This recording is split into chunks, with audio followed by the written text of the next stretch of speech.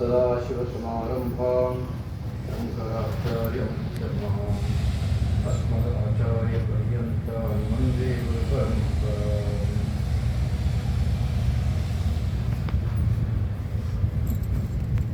ಅತ್ಯಂತ ಪ್ರಸಿದ್ಧವಾದಂತಹ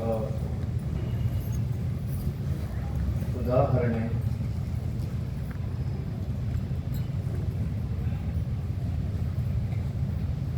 ಮಹಾಭಾರತದಲ್ಲಿ ಬರತಕ್ಕಂಥ ಕರ್ಣ.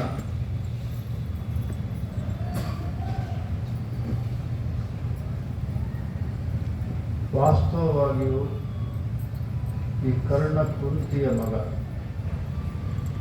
ಕಥೆಯನ್ನು ನಮ್ಗೆ ಗೊತ್ತಿರೋದ್ರಿಂದ ನಾನು ಅದನ್ನು ವಿಸ್ತಾರ ಮಾಡೋದಿಲ್ಲ. ಆದರೆ ಕುಂತಿ ಕರ್ಣನನ್ನು ಕೈ ಬಿಟ್ಟಿದ್ದರಿಂದ ಶಿಶುವಾಗಿದ್ದಾಗಲೇ ಅದು ಇನ್ಯಾವನೊಬ್ಬ ಬೆಸ್ತರಿಗೆ ಸಿಕ್ಕಿ ಆ ಶಿಶು. ಆ ಬೆಸ್ತ ಸಾಕಿದ. ಹಾಗಾಗಿ ಕರ್ಣ ಬಾಲ್ಯದಿಂದಲೂ ಕೂಡ ಕರ್ಣನ ಆ ಬೆಸ್ತರ ಮಗ ಅಂತ ಹೇಳ್ಕೊಂಡ್ಬಿಟ್ಟ. ಆ ಬೆಸ್ತನ ಪತ್ನಿ ರಾಧೆ ಅಂತ ಆಕೆಯ ಹೆಸರು. ಹಾಗಾಗಿ ಕರ್ಣನನ್ನು ರಾಧೇಯ ಅಂತಲೇ ಎಲ್ಲರೂ ಗುರುತಿಸಿದರು. ಸ್ವತಃ ಅವನು ಹಾಗೆ ತಿಳ್ಕೊಂಡ. ವಾಸ್ತವವಾಗಿ ಚಕ್ರವರ್ತಿ ಪಾಂಡುವಿನ ಪತ್ನಿ ಕುಂತಿ ಆಕೆಯ ಮಗ. ಆದರೆ ಬೆಳೆದಿದ್ದು ಆ ಒಂದು ರಾಧೆ ಮತ್ತು ಬೆಸ್ತ ಅವರ ಮನೆಯಲ್ಲಿ ಆದ್ದರಿಂದ ತಾನು ಬೆಸ್ತ ಅಂತಕೊಂಡ. ಅಷ್ಟು ಮಾತ್ರ ಅಲ್ಲ, ಆಮೇಲೆ ಮತ್ತೆ ಮುಂದೆ ಅವನು ಏನೆಲ್ಲ ಅಲ್ಲ ಅಂತ ನಮ್ಗೆ ಗೊತ್ತಿದೆ. ಕೊನೆಗೆ ಶ್ರೀಕೃಷ್ಣ ಸ್ವತಃ ಇಲ್ಲಪ್ಪ ನೀನು ಕುಂತಿ ಮಗ ಅಂತ ಹೇಳಿದರೆ ಅದನ್ನು ಕೇಳೋದಕ್ಕೆ ತಯಾರಿರೋದು ಅವನು ಕರ್ಣ. ಅಷ್ಟು ಮಾತ್ರ ಅಲ್ಲ, ಕೃಷ್ಣನಿಗೆ ಕೇಳಿಬಿಟ್ಟ, ಈ ಕೊನೆಗೆ ಹೇಳಿದ್ರೆ ಏನು ಪ್ರಯೋಜನ, ನೀವು ಮೊದಲೇ ಹೇಳಿದ್ರೆ ಏನು ತೊಂದರೆ ಆಗಿದೆ ಅಂತ ಕೇಳಿದ. ಅಷ್ಟೇ ಅಲ್ಲ, ಕುಂತಿಗೂ ಅದೇ ಮಾತನ್ನು ಕೇಳಿದ. ನೀನು ಇಷ್ಟು ದಿವಸ ಅದನ್ನು ರಹಸ್ಯವಾಗಿಟ್ಟು ಇವತ್ತು ಹೇಳ್ತಾ ಇದೆಯಲ್ಲ. ಅಷ್ಟರ ಮಟ್ಟಿಗೆ ಕರ್ಣ ತಾನು ಯಾರು ಅನ್ನೋದನ್ನು ಮರೆತು ಅವರು ಯಾಕೆ ಹೇಳ್ತಾ ಇದ್ದಾರೆ ಅನ್ನೋದನ್ನು ಕೂಡ ಬಿಟ್ಟು ಕೊನೆ ಕೂಡ ದುರಂತದಲ್ಲಿ ಅವರ ಜೀವನ ಕೊನೆಯಾಗುತ್ತೆ ಅನ್ನೋದು ನಾವು ಕೇಳಿದಂಥ ಈ ಕಥೆ. ಇದನ್ನು ವಿಶೇಷವಾಗಿ ಅದು ಕರ್ಣನಿಗೆ ಮಾತ್ರ ಸೀಮಿತ ಅಲ್ಲ, ನಮ್ಮ ಎಲ್ಲರ ಕಥೆಯೂ ಹೌದು ಅಂತಲೇ ಹೇಳ್ತಾರೆ ಬಲ್ಲವರು. ಯಾಕೆ ಅಂತಂದರೆ, ನಿತ್ಯ ಜೀವನದಲ್ಲಿ ಕಣ್ಣೀರು ಹಾಕ್ತಾ ಕಂಡವ್ರ ಹತ್ರ ಗೋಗರಿತಾ ಬದುಕ್ತಕ್ಕಂಥವ್ರು ನಾವು. ಆದರೆ ವಾಸ್ತವವಾಗಿಯೂ ಕೂಡ ಹಾಗಿಲ್ಲ. ನಾವೆಲ್ಲರೂ ಕೂಡ ಈ ದುಃಖ, ಸಮಸ್ಯೆ, ಗೊಂದಲ, ಇನ್ನೊಂದು ಮತ್ತೊಂದು ಮೊದಲೊಂದು ಇದರಿಂದ ಹೊರತಾದವರು ನಾವು. ಆದರೆ ನಮಗದು ಗೊತ್ತಿಲ್ಲ. ಅಷ್ಟೇ ಅಲ್ಲ, ಗೊತ್ತಿದ್ದವರು ಯಾರು ಹೇಳ್ತಾರೆ ಆದರೂ ನಮಗದೆಲ್ಲ ಆಸಕ್ತಿ ಇಲ್ಲ, ನಮಗದು ಬೇಕೇ ಆಗಿಲ್ಲ. ನಾವು ಹೀಗೆ ಇರೋದು ತಿಳ್ಕೊಂಡ್ಬಿಟ್ಟಿದ್ದೇವೆ. ನನ್ನ ಕಥೆ ಹೀಗೆ ಹೋದಾಯ್ತು, ನೀವು ಹಿಂಗೆ ಹೇಳಿದ್ದನ್ನು ಇಟ್ಕೊಂಡಿದ್ದೆ, ನಮಗೇನಾಗುತ್ತೆ ಅದರಿಂದ ಆಗುದಾದ್ರೂ ಹೇಗೆ, ಹೀಗೆಲ್ಲ ವಿಚಾರಗಳು. ಅದಕ್ಕಾಗಿ ಬಲ್ಲವರು ವಿಶೇಷವಾಗಿ ಕಣ್ಣನ್ನು ಹೇಳ್ತಾರೆ. ಶ್ರೀ ಶಂಕರ ಭಗವತ್ಪಾದರು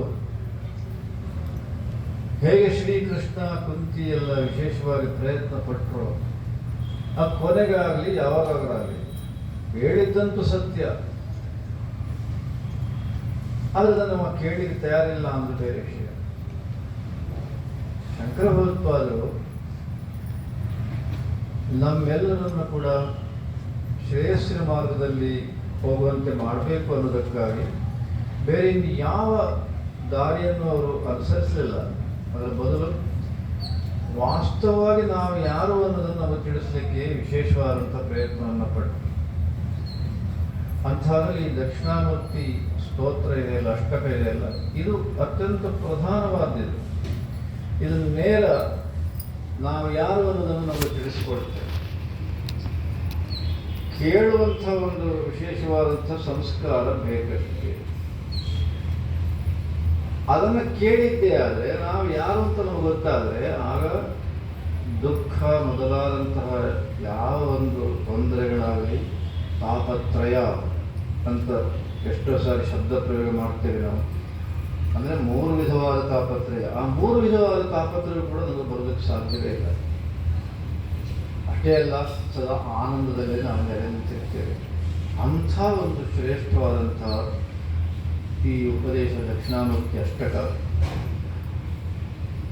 ಅದು ನಮ್ಮ ಪರಿಚಯವನ್ನು 1ನೇ ಶ್ಲೋಕದಿಂದಲೇ ಮಾಡ್ತಾ ಮಾಡ್ತಾ ಬರುತ್ತೆ. 8ನೇ ಶ್ಲೋಕ ಅಷ್ಟೆಲ್ಲ 9ನೇ ಶ್ಲೋಕದಲ್ಲಿಯೂ ಕೂಡ ಒಂದು ದೃಷ್ಟಿಯಿಂದ ಪರಿಪೂರ್ಣವಾಗಿ ನಮ್ಮ ಪರಿಚಯವನ್ನು ನಮಗೆ ತಿಳಿಸುತ್ತೆ. ಆದರೆ ಸಮಸ್ಯೆ ಇರೋದು, ಅದನ್ನು ಭಗವತ್ಪಾದರೇನೋ ಉಪದೇಶ ಮಾಡಿ ನಮಗೆ ಕೊಟ್ಟರು,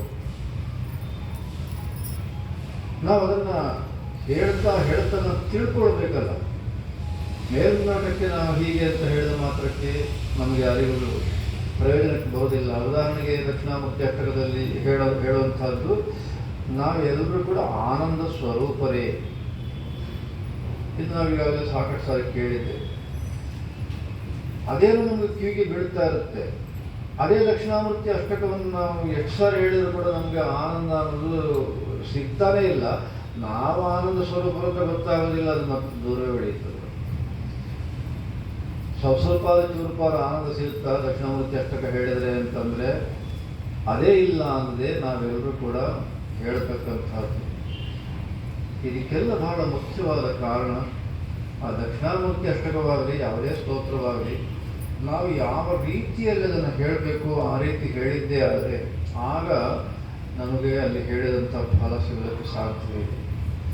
ಆ ದೃಷ್ಟಿಯಲ್ಲಿ ದಕ್ಷಿಣಾಮೂರ್ತಿ ಅಷ್ಟಕದ ಕುರಿತಾಗಿ ಸ್ವತಃ ಶಂಕರ ಭಗವತ್ಪಾದರೆ ಈಗ ಅದನ್ನು ಉಲ್ಲೇಖ ಮಾಡಿದರು. ನಮ್ಮ ವಿದ್ವಾಂಸರು ಶ್ರೀಧರ ಹೆಡೆಯವರು ಏನೇನು ಮಾಡಿದರೆ ಏನು ಫಲ ಏನು ಅನ್ನೋದನ್ನು ಅವರೇ ಸ್ವತಃ 10ನೇ ಶ್ಲೋಕದಲ್ಲಿ ಹೇಳಿಬಿಟ್ಟಿದ್ದಾರೆ. ಆಗ ನಮಗೆ ಅಲ್ಲೂ ಏನು ಸಮಸ್ಯೆ ಇಲ್ಲ. ಸಮಸ್ಯೆ ಇರುವುದೆಲ್ಲಿ ಅಂದರೆ,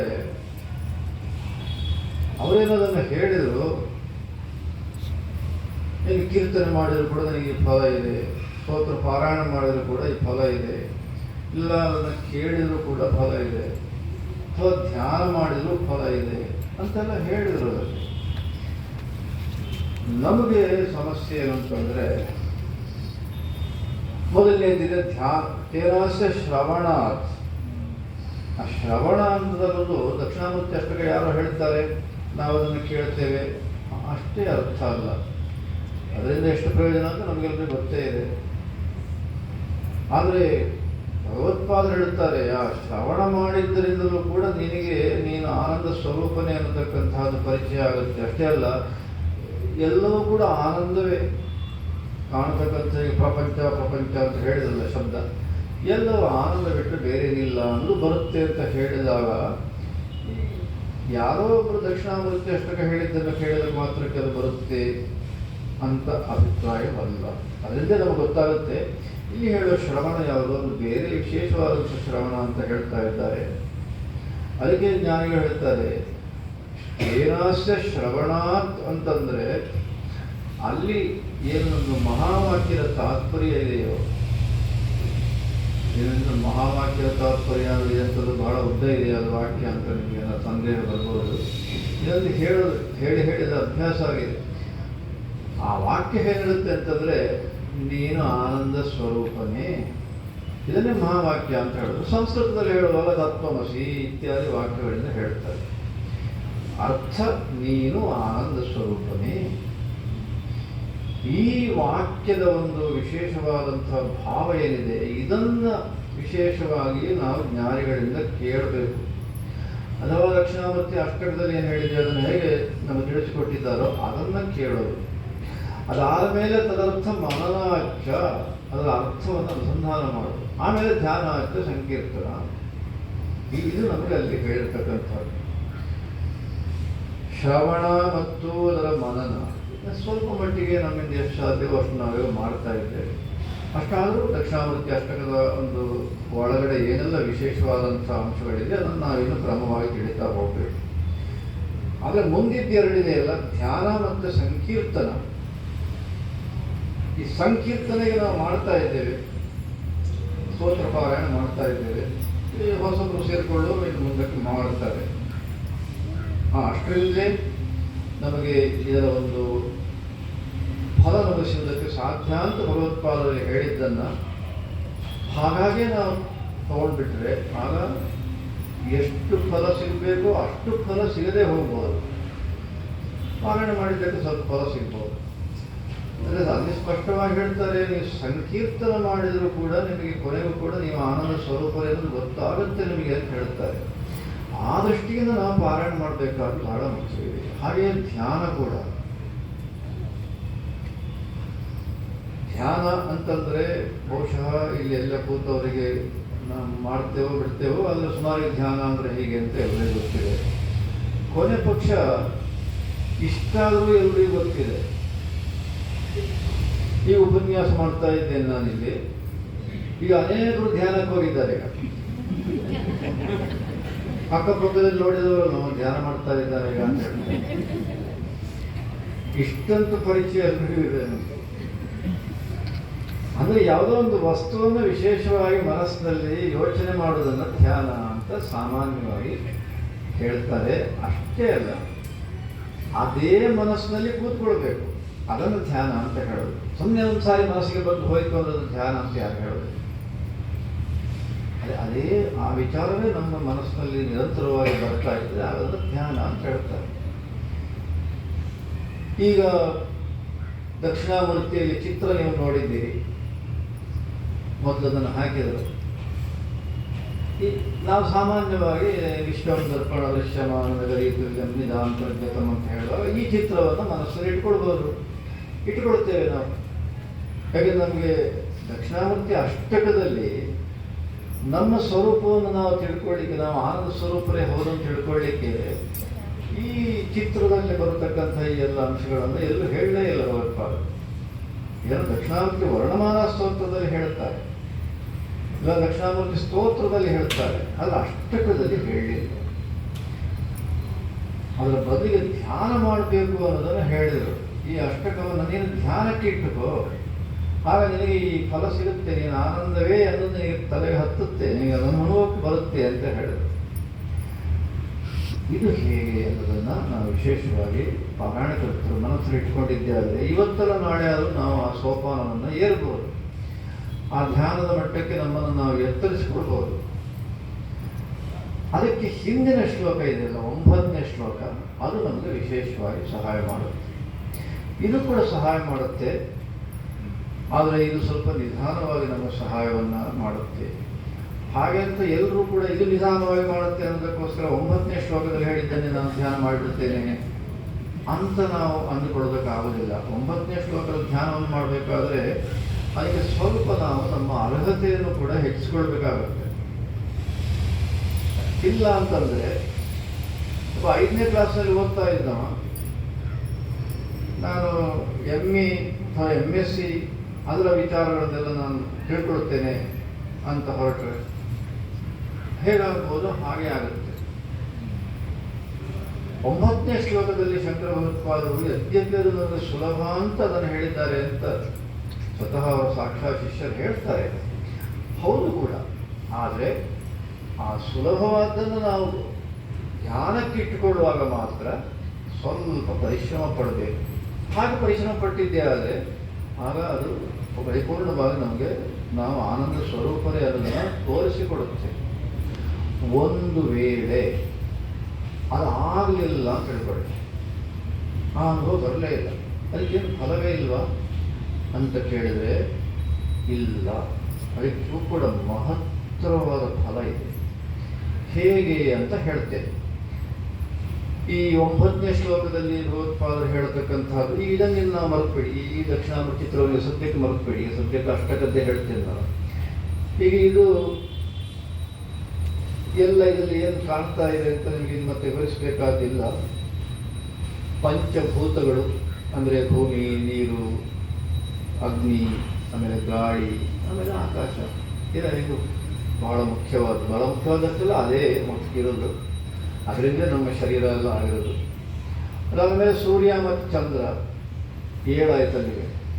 ಇನ್ನು ನಾವು ಪಾರಾಯಣ ಮಾಡುವವರು ನಮಗೆ ಪುರುಷರು, ಜೀವಾತ್ಮರು ಹೀಗೆಲ್ಲ ಹೇಳ್ತಲ್ಲ. ಪುರುಷರು ಅಂದರೆ ನಮ್ಮ ಉಪನಿಷತ್ತುಗಳು ಪುರುಷ ಪುರುಷ ಅಂತ ಹೇಳಿದ ಕೂಡಲೇ ಕೇವಲ ನಾವು ವ್ಯವಹಾರದಲ್ಲಿ ಪುರುಷರು ಮಹಿಳೆಯರು ಅಂತ ಹೇಳ್ತೇವಲ್ಲ, ಆ ಅರ್ಥದಲ್ಲೆಲ್ಲ ಎಲ್ಲ ಜೀವಿಗಳು ನಾವು, ಅದು ವಿಶೇಷವಾಗಿ ಮನುಷ್ಯರು. ಅದಕ್ಕೆ ಅದನ್ನು ಶಂಕರ ಭಗವತ್ಪಾದರು ಬಿಡಿಸಿ ಹೇಳ್ತಾರೆ. ಅದು ಹೇಗೆ ಪುರುಷ ಅಂದರೆ ಈ ಅರ್ಥ ಬರುತ್ತೆ ಅಂತೂ ಕೂಡ ಹೇಳ್ತಾರೆ. ಪುರುಷ ಅಂತಂದರೆ ಅರ್ಥ ಏನಂದರೆ ನಮ್ಮ ಶರೀರ ಇದೊಂದು ನಗರ ಇದ್ದ ಹಾಗೆ. ಇಲ್ಲಿ ಒಳಗೆ ಒಬ್ಬ ಕೂತಿದ್ದಾನೆ, ಈ ನಗರದ ಚಟುವಟಿಕೆಗಳು ನಡೆಯುವುದಕ್ಕೆ ಕಾರಣಕರ್ತನಾನು. ಅವನನ್ನೇ ಪುರುಷ ಪುರುಷ ಅಂತ ಹೇಳೋದು ಅಂತ ಬಿಡಿಸ್ತಾರೆ ಶಂಕರ ಭಗವತ್ಪಾದರು. ಅದು ನಿಮ್ಮಲ್ಲೂ ಮಹಿಳೆಯರಲ್ಲೂ ಅದೇ ಪುರುಷನೇ, ನಮ್ಮಲ್ಲೂ ಅದೇ ಪುರುಷನೇ. ಹಾಗಾಗಿ ಪುರುಷ ಅಂತಂದರೆ ನಾವೆಲ್ಲರೂ ಇದರಲ್ಲಿ ಸೇರ್ತೇವೆ. ಅಂಥ ಪುರುಷ ಇನ್ನೊಬ್ಬ. ಹೀಗೆ 8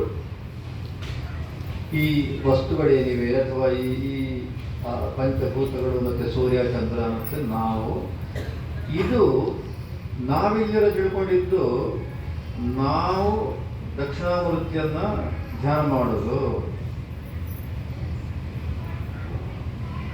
ಇಲ್ಲಿ ಎಲ್ಲರ ಮನಸ್ಸಲ್ಲಿರೋದು. ಈಗ ಈ 9ನೇ ಶ್ಲೋಕದಲ್ಲಿ ಧ್ಯಾನ ಮಾಡಬೇಕಲ್ಲ ದಕ್ಷಿಣಾಮೂರ್ತಿ ಕುರಿತಾಗಿ. ಅದಕ್ಕೆ ಶಂಕರ ಭಗವತ್ಪಾದರು ಹೇಳೋದೇನೆಂದರೆ, ಧ್ಯಾನ ಮಾಡೋದಕ್ಕೆ ಭೂಮಿಯನ್ನಾದರೂ ಇಟ್ಟುಕೋದೇನು, ಅದು ಪರಮಾತ್ಮನೇ, ದಕ್ಷಿಣಾಮೂರ್ತಿಯೇ. ಹಾಗೆ ನೀನು ನೀರನ್ನಾದರೂ ಇಟ್ಟುಕೋ, ಗಾಳಿಯನ್ನಾದರೂ ಇಟ್ಟುಕೋ. ಯಾಕೆ ಅಂತಂದರೆ ಇದು ಕಣ್ಣಿಗೆ ನೇರ ಕಾಣುತ್ತೆ ಅಥವಾ ನಮ್ಮ ಇಂದ್ರಿಯಗಳಿಗೆ ಅನುಭವಕ್ಕೆ ಬರುತ್ತೆ. ಆದರೆ ದಕ್ಷಿಣಾಮೂರ್ತಿಯ ಸ್ವರೂಪ ಚಿತ್ರದ ಮೂಲಕ ನಮಗೆ ತೋರಿಸಿದಾಗ ಅದು ವಿಶೇಷವಾಗಿ ನೇರ ನಮಗೆ ಪರಿಣಾಮವನ್ನು ಮಾಡೋದಕ್ಕೆ ಸಾಧ್ಯವಿಲ್ಲ. ಯಾಕಂದರೆ ಅದು ದಕ್ಷಿಣಾಮೂರ್ತಿಯ ನಿಜವಾದ ಸ್ವರೂಪವಲ್ಲ. ಅದು ಆ ಕಾರಣಕ್ಕಾಗಿ ಅದು ಕಷ್ಟ ಮನಸ್ಸಿಗೆ ತಗೊಳ್ಳೋದು. ನಾವು ಅದನ್ನು ಭಾಳ ಸುಲಭ ಅಂತ ತಿಳ್ಕೊಳ್ತೇವೆ, ಅದನ್ನು ವಾಸ್ತವ ಕಷ್ಟ. ಅದು ಹಾಗೆ ನಾವು ಒದ್ದಾಡ್ತಾ ಇರೋದು ನಿತ್ಯ. ಆದರೆ ಅದೇ ಭೂಮಿ, ನೀರು ಮೊದಲಾದ್ದನ್ನು ದಕ್ಷಿಣಾಮೂರ್ತಿ ಅಂತ ತಿಳ್ಕೊಳ್ಳೋದೇ ಇಲ್ಲ. ಇದು ಅತ್ಯಂತ ಸುಲಭ ಮತ್ತು ಉತ್ಕೃಷ್ಟವೂ ಕೂಡ. ಯಾಕೆ ಅಂತಂದರೆ ಅದೇ ದಕ್ಷಿಣಾಮೂರ್ತಿ ಆಗೋದು ಹೇಗೆ ಅನ್ನೋದನ್ನು ಕೂಡ ಹೇಳೋದಕ್ಕೆ ಮರೆತಿಲ್ಲ. 1ನೇ ಶ್ಲೋಕದಿಂದ ಕೂಡ ಅದನ್ನೇ ಹೇಳ್ತಾ ಬಂದಿದ್ವಿ. 8ನೇ ಶ್ಲೋಕದಲ್ಲಿ ಕೂಡ ಓದ್ಪಾದರು. 8 ಶ್ಲೋಕಗಳಲ್ಲಿ ಕೂಡ ಅದನ್ನು ವಿವರಣೆ ಕೊಡ್ತಾ ಬರೋದು. ನಾನು ನಿಮಗೆ ಅರ್ಥ ಆಗೋದಕ್ಕೆ ಯಾವಾಗ ಹೇಳೋ ಉದಾಹರಣೆಯಿಂದ ನೆನಪು ಮಾಡ್ತೇನೆ. ಚಿನ್ನದ ಗಟ್ಟಿಯಿಂದ ಮಾಡಿದ ಯಾವುದೇ ಆಭರಣಗಳಾದರೂ ಕೂಡ ಅದು ಚಿನ್ನವೇ ತಾನೇ.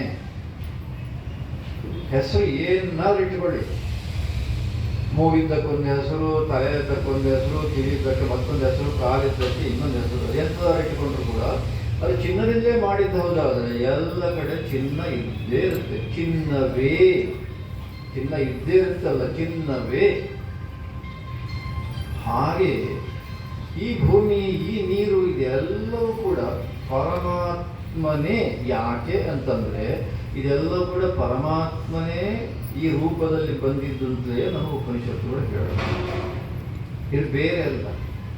ಅದಕ್ಕಾಗಿ ಕನಸಿನ ಉದಾಹರಣೆಯನ್ನು ಮೊದಲೇ ಭಗವತ್ಪಾದರು ಕೊಟ್ಟಿದ್ದು. 1ನೇ ಶ್ಲೋಕದಲ್ಲಿ ಯಥಾ ನಿದ್ರಯ ಅಂತ ಕನಸಿನ ಉದಾಹರಣೆ ಕೊಟ್ಟರು ನೋಡಿ. ಇದನ್ನು ನಾವು ತಿಳಿಸುವುದಕ್ಕೆ ಕನಸಿನಲ್ಲಿ ಹೇಗೆ ಬೇರೆ ಯಾವ ವಸ್ತುಗಳು ಇಲ್ಲ, ಕೇವಲ ಮನಸ್ಸು ಮಾತ್ರ ಇರುತ್ತೋ, ಆದರೂ ನಾವು ವಿಚಿತ್ರವಾದಂಥ ಪ್ರಪಂಚವನ್ನಲ್ಲಿ ಅನುಭವಿಸ್ತೇವೆಯೋ, ಹಾಗೆ ಈ ಭೂಮಿ, ಇನ್ನೊಂದು ಮತ್ತೊಂದು ಮೊದಲೊಂದು, ಇದೆಲ್ಲವೂ ಪರಮಾತ್ಮನೇ. ಪರಮಾತ್ಮನೇ ಆ ರೂಪವನ್ನು ತಾಳಿದ್ದು. ಕನಸಲ್ಲಿ ಮನಸ್ಸೇ ಪರ್ವತ, ನದಿ, ಅದು ಎಂತೆಂಥದ್ದು ನಾವು ಕಾಣ್ತೇವೆ, ಅದೆಲ್ಲ ಹೇಗಾಗುತ್ತೋ ಹಾಗೆ. ಆದ್ದರಿಂದ ಭೂಮಿಯಾಗಲಿ ಅಥವಾ ಉಳಿದಂಥ ಎಲ್ಲ ಈಗ ಹೇಳಿದಂಥ 8 ವಿಚಾರಗಳೇನಿದೆ, ವಸ್ತುಗಳೇನಿದೆ, ಇದೆಲ್ಲವೂ ಕೂಡ ಪರಮಾತ್ಮನೇ. ಅದು ನಮ್ಮ ಕಣ್ಣು